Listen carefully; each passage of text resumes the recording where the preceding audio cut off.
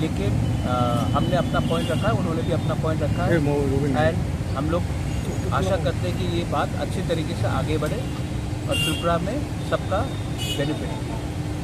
Sir Tiprasa का बारे में क्या बातचीत हुआ जो था? भी बात हुआ है वो हम बात प्रक्रिया चल रही है, लेकिन ये वेलकम स्टेप है कि हम लोग बात कर रहे हैं।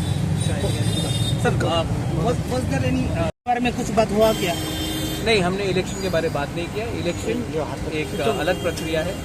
जो बात हुआ है वो पॉजिटिव बात हुआ है और हम लोग आगे बढ़ रहे हैं क्योंकि हमको सोल्यूशन चाहिए। But we are moving ahead, that is the most important. And he has given his concern on most of the issues. As I said, we are moving ahead. We are not going back. You are not going back. We are moving ahead. Thank you.